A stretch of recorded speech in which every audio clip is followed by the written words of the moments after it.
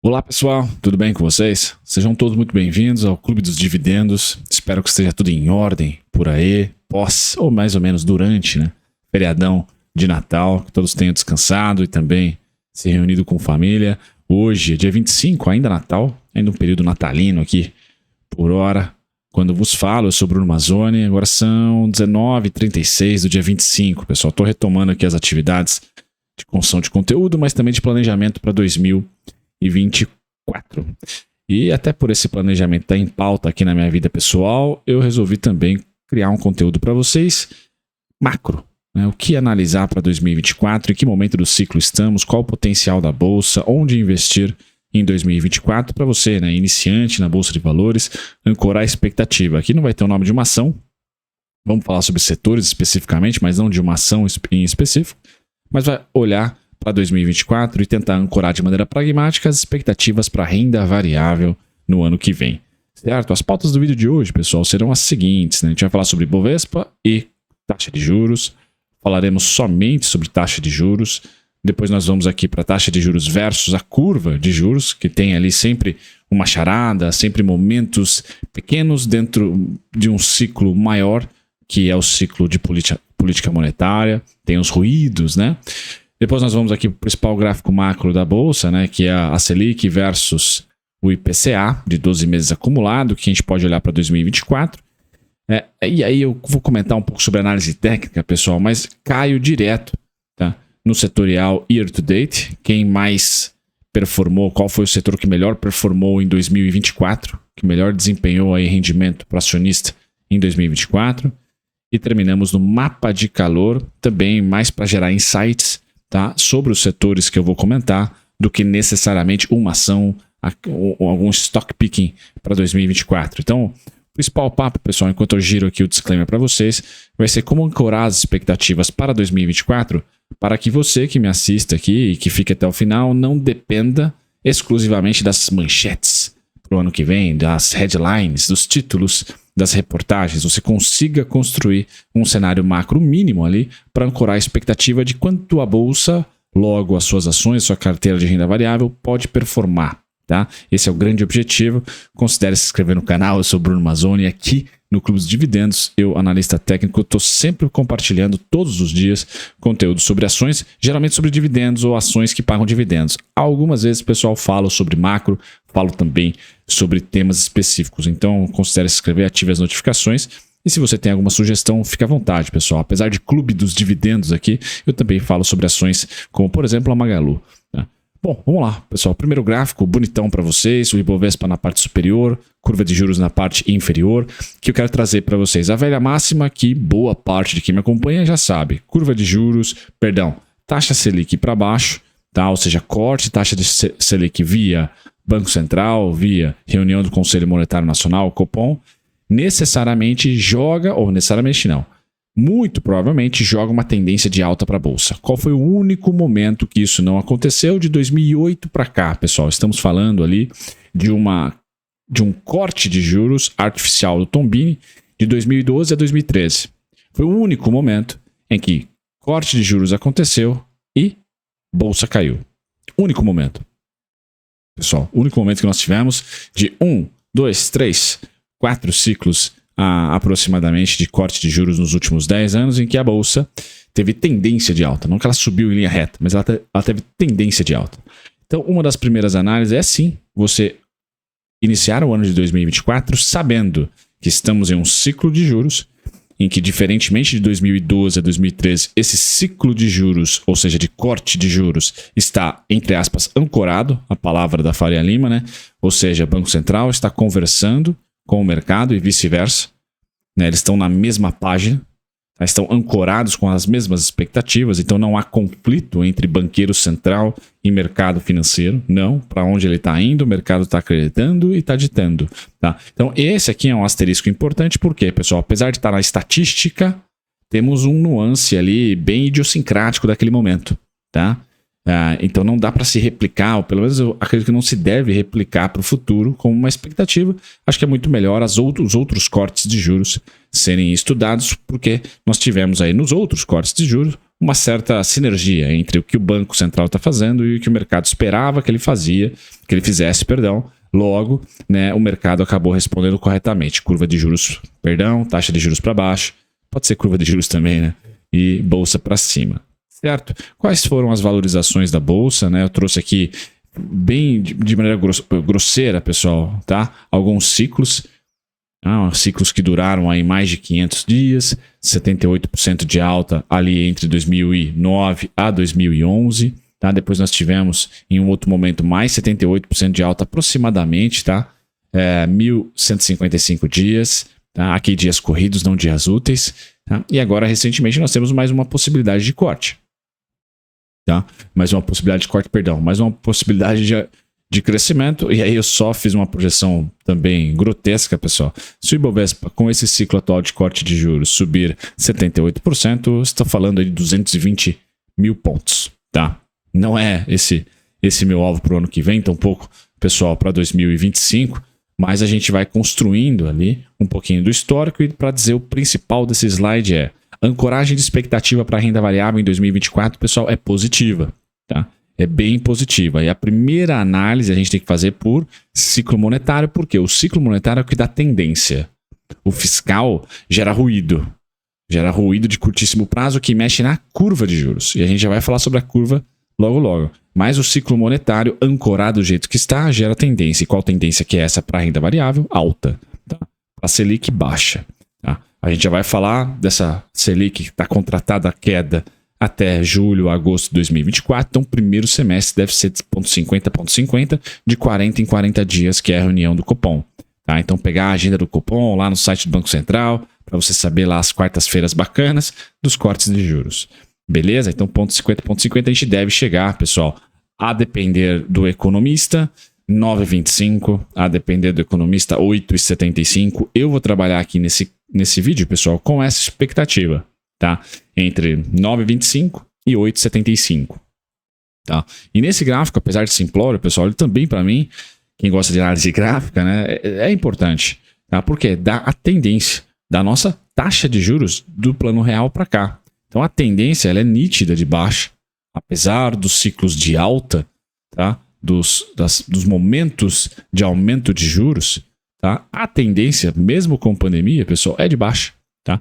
E talvez nós estejamos vendo pela primeira vez, pós-plano real, redemocratização, aquela coisa toda, tá? Nós estejamos vendo a primeira vez a nossa curva de juros, tá? Começar a amadurecer a tendência de baixa, tá? E talvez para 2030 em diante, a gente tenha uma taxa de juros estável. Já igual a norte-americana, que não tinha, né, até 2020, nem a tendência de baixa, nem a tendência de alta. Estava ali entre 0,075, 1,25, 0,075, 1,25, e não saía muito disso por uma década. Não saiu disso por muita década. Ou seja, a taxa de juros de país desenvolvido, né, fica mais ou menos que lateral ali. Não é aqui que se está os grandes trades macroeconômicos, né, quando uma taxa de juros está equilibrada. A nossa ainda tem grandes volatilidades de 2% a 13,75%, é uma mega volatilidade, tá? Um retorno muito maior. Nós tivemos a renda fixa com os trades de títulos do que na Bolsa de Valores, mas muito maior, e agora o CDI é um competidor difícil, apesar de estar cedendo e perdendo a capacidade de render 1% ao mês, se o seu título principalmente de curto prazo, né, entre 12 meses ali, já está difícil conseguir 1% ao mês na renda fixa, tá? Aqui, na análise gráfica, eu quero dizer, né, uma futurologia técnica minha, que também o gráfico ajuda a tese de que a Selic tem entre 9% e 8,75%, um bom parâmetro. De 2000 para cá, pessoal, foi esta região aqui que eu vou circular em azul. Circular não, né? Vou trazer um retângulo aqui, ó. Essa região que foi revisitada aqui por diversos banqueiros centrais, né? Que colocaram a nossa taxa ali por volta dos 9 a 8,75, tá? Merece uma certa atenção, tá? Entre 8,75%, 9% a 6,75% aqui, tá? 7,50%, tá? São duas regiões de estabilidade que eu espero estabilidade. Então, olhando para esse gráfico, é bem importante, além, lógico, do Boletim Focus, etc. Para quê, pessoal? Ancorar a expectativa. Nós estamos a 11%. 11,25, perdão. Nós vamos ceder. Tá? De 50 e 50 a gente vai ceder até um dígito, pelo menos. Tá? Não deve-se ter a nossa Selic acima de 10% até ou nesse mesmo período do ano que vem. A Selic deve estar abaixo de 10%. Se vai ser 9,25, 9, 8,75, pessoal, difícil. Tá? Se vai ser 10,50, perdão, 9,75, já falei, né? 9,50, 9,25, 9, 8,75, não sei. Mas a expectativa está toda ancorada dessa maneira. Tá? Então há essa valorização da bolsa contratada. Porém, se fosse tão simples assim, pessoal, nós teríamos ali vida fácil. Tá? Aqui está a tendência. Aqui mostra que renda variável é uma boa escolha para 2024. Porque tem essa desidratação contratada e está ancorada. Banco Central e investidores. Show. Eu tenho ali 8,75 como um grande ponto de expectativa. Beleza? Então, de 11,25 a 8,75, maravilha. Pessoal, tá maravilhosamente bem. Temos 3 ponticos aí para surfar de baixa, que é ótimo para a renda variável. Só que a nossa vida não é tão simples. Por isso, a gente tem que olhar para as expectativas de mercado. Quando o assunto é juros, tá? Quando o assunto é TIR, o assunto é fluxo de caixa descontado, é valor justo de um ativo, tá? A gente sempre vai olhar para a expectativa de mercado futura. E aí temos um produto no mercado financeiro que chama juros DI. E esse cara tende a ir na frente, muitas vezes, e algumas vezes ele tende a mostrar que não está em concordância com o Banco Central. Então o Banco Central está cortando juros, por exemplo, mas o mercado está falando, não é para cortar não, cara. Tá? Assim como aconteceu, por exemplo, neste gráfico feio, mas ele é explicativo na minha opinião, tá? Assim como aconteceu nesse momento aqui. Tá? A curva de juros, ela abre, enquanto que a Selic não modifica. O que aconteceu aqui? Greve dos caminhoneiros. Então, greve dos caminhoneiros foi o ruído, o mercado, por ter um produto que tem liquidez diária, que tem negociação diária, foi lá e pum, comprou risco. Perdão, né? Vendeu o risco. E aí abriu a curva de juros. Enquanto que a Selic não se alterou. Depois do evento, a curva de juros voltou a ter o movimento da Selic. Vejam que a Selic foi sendo cortada na pandemia, né, pessoal? Até 2%. A Selic chegou aqui a 2%. Vejam que a curva de juros parou muito mais alta, tá? E teve reversão de tendência técnica, né? Ombro, cabeça, ombro, aquela coisa toda. Aqui, ó, 6%. Então, esse é o dragãozinho e esse é o principal ruído que vai acontecer ano que vem. Tenho certeza que vai, seja política, seja porque um evento como greve dos caminhoneiros, a gente torce para que não aconteça, seja um evento externo, curva de juros americana, Estados Unidos, eleição, Europa, pessoal, guerras, infelizmente, geopolítica, né? Muito vivo, né? Então, vejam que, recentemente, a Selic caiu e a curva de juros abriu. Por isso que nós caímos na bolsa de julho a novembro. Porque mesmo com a taxa de juros cedendo, a curva de juros abriu. Então, esse é o risco para o ano que vem, ou melhor, como a tendência é a política monetária, ou seja, a tendência é esse gráfico aqui, até onde você acha que que a Selic vai, esse gráfico é o ruído. Ou seja, esse gráfico é o seu desconto. Para o holder, quando que vai se ter desconto na bolsa? Quando a curva de juros abrir. E aí eu sempre monitoro o DI 27, que está ali de olho no nosso ciclo eleitoral. Tá bom? Hoje já está em 9,75, 9,70, por ali. E aqui, pessoal, se eu tenho para a Selic 8,75 e os juros, a curva de juros futura está em 9,75, eu tenho mais um ponto base para surfar o trade macro. Tá? Depois, muito provavelmente, a gente vai olhar para o micro, vai olhar para a ação específica, para o setor específico, mas principalmente para a empresa especificamente, e ver o micro, lucro.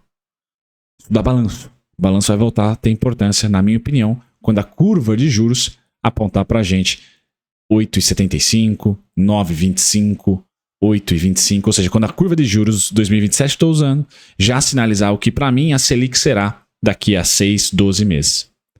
Esse vai ser um sinal para mim muito importante, pessoal, além do fato de acompanhar o calendário político, que pode gerar ruído, e ver tecnicamente, na análise técnica, curva de juros até onde ela pode ir. E eu analiso a curva de juros para vocês em todo o vídeo da Magalu, e para vocês que acompanham o meu trabalho lá no TC, né, nas lives, também temos curva de juros por lá. Então é sim um ativo que vai ajudar você, além da ancoragem de expectativa feita pela Selic, saber quais meses vale a pena aportar mais bolsa. Ou a expectativa de aportar menos nesse mês, porque eu acho que a curva de juros vai abrir devido a a um momento técnico que ela chegou ali a 8,25, por exemplo, a 8,75. Hoje está a 9,70. Então hoje, pessoal, dezembro, falo com vocês dia 25, curva de juros e Selic estão as duas em queda. É momento de não se pensar em venda de renda variável. Minha opinião. Vai chegar um momento em 2024 onde a Selic vai continuar em queda e acho que a curva de juros, como ela anda sempre na frente, já vai ter batido nos nossos pontos. Quando a curva de juros chegar ali no 8,75, 8,25, né, naquilo que a Selic pode performar até o final do ano que vem ou 2025, acredito que então teremos, enfim, o nosso desconto na bolsa, porque ela deve abrir, seja por uma narrativa política, fiscal, commodities, muita coisa pode acontecer de risco que faz a curva de juros abrir, por hora não a tendência que é a política monetária. Certo, pessoal? Então acho que isso é muito importante para o ano que vem, é chato. E aí, olhando, nem comentei sobre inflação, mas só para dar um pitaco, né? Inflação, para mim, ano que vem, pessoal, é um não evento. Não acredito que no Brasil, especificamente, a não ser que o El Niño faça os nossos produtores aqui sofrerem muito, principalmente, então, inflação de alimentos, por causa do extremo calor. Nós estamos vivendo um calor acima do normal, né? Por enquanto, colocamos todas as culpas aí, né? As causas no evento El Niño, tá? Isso pode gerar uma certa inflação em determinados momentos, mas eu não vejo isso estrutural para o ano que vem inteiro. Então, a inflação nem é um pepino para mim, tá? E vejo que mesmo com a inflação sendo pepino, pessoal, ela hoje está por volta dos seus 4,70, 5,25, 4,70, 4,50, 5,50. Se ela ficar oscilando nesse 1%, que já é uma oscilação boa, forte em relação a esse ano de 2023, o nosso juro tem espaço para cair até os seus 8,75. Tá? Por quê, pessoal? O que se fala de juros neutro no Brasil é algo em torno de 4% para quem é muito pessimista, 4,5% para quem é muito pessimista, 4% para quem é neutro e quem é muito otimista vai estar entre 3,75%. O que isso quer dizer? Que juros que não estimula e nem, vamos dizer assim, ferra a economia, ele tem que estar ali entre 3,75% a 4,75% pontos base acima da inflação acumulada dos 12 meses. Então, a inflação a 5 seria ali 8,75 de Selic, que também corrobora para o corte de juros. Então, inflação para mim é um não evento, mas isso falo com vocês em dezembrão natalino aqui, tá certo, pessoal? Então, muita coisa pode mudar, mas eu tenho esse cenário para começar o ano. E com tudo isso em mente, tá, eu até olho para o Ibovespa com a parte técnica mais aguçada, pessoal, e falo para vocês só alvo 137.611, 137.400 para esse rally natalino, com a cereja do bolo sendo 141.527. Ali em preço, em pontos, também espero uma certa retração, uma certa queda, mas isso é irrelevante. Vou estar muito mais de olho na curva de juros. E onde investir para 2024 pensando em renda variável, você é investidor iniciante, tá? O que para mim é nítido. Olhando para os setores que mais se valorizaram em 2023, pessoal, quais foram eles? Primeiro, imobiliário, surpresa para mim, total. Não era o meu cenário. Mas o segundo era, que é o financeiro. Então, o financeiro, pessoal, com 32%, para mim só começou a sua alta. Então, o financeiro se beneficia de corte de juros, não apanha tanto como uma inflação, caso ela venha estabilizar ou até subir um pouquinho, tá? E está menos conectado com a atividade econômica do que imobiliário. O imobiliário está mais conectado, precisamos sempre de mais PIB para esse cara crescer. Então, o setor financeiro é um para 2024. 2, utilidade pública, porque eu acho que a inflação não cede, tá? Mais do que já cedeu no seu melhor momento, deve estabilizar. Se a inflação vai estabilizar e os juros vai cair, o juro real vai cair. Juro real caindo, utilidade pública se beneficia. Tem receita em inflação e custo em CDI, em Selic, em pré-fixado, etc. Então, ótimo. Tá ótimo aqui para a utilidade pública. Também vejo ótimas oportunidades e sempre falo. Tem gente, o Warren Buffett diz que nunca aposte contra a América, né? Never bet against America. Eu, aqui no Brasil, never bet against utilidade pública, tá? Utilities. Sempre muito bom. Brasil muito querido nessa parte, tá? Então, financeiro, utilidade pública, 2 setores vovôs e eu adicionaria pimenta. Trade também, né? Faça operações com opções, tá? Se possível, aumento de aportes, diminuição de aportes de acordo, por exemplo, com o cenário da curva de juros, que é o principal risco no primeiro semestre do ano que vem. E o terceiro, pessoal, que mais apanhou aqui, é o índice de consumo. Então, achar as joias no ICOM.